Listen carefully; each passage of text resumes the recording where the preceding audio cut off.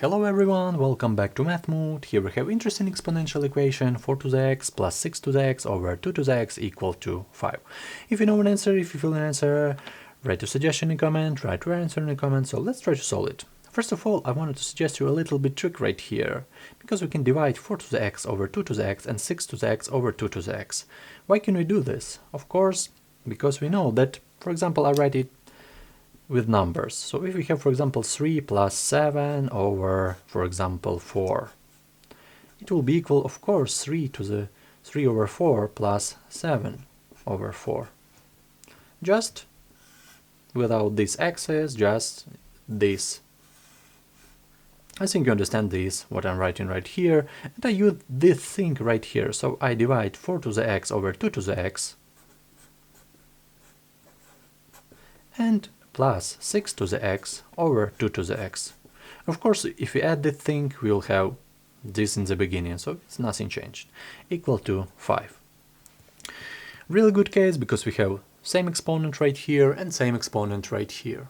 So of course we can write it in one parenthesis, so we will have 4 over 2 to the x plus 6 over 2 to the x equal to 5.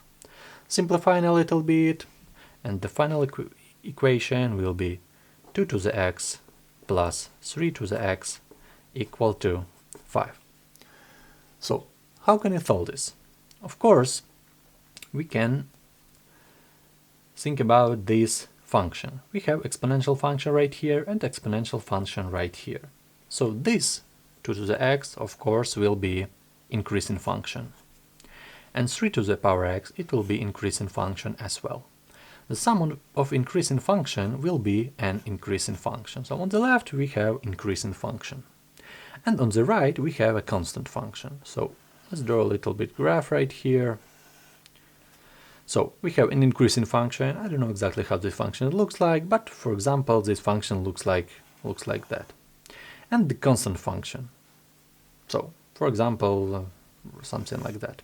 So as you can see, we have only one point of intersection, so our function intersect only at one point, once they do intersect at all, because this will be our x. So how can we solve this equation in the beginning? We know that it will be only one and only point of intersection, and of course one and only solution to this.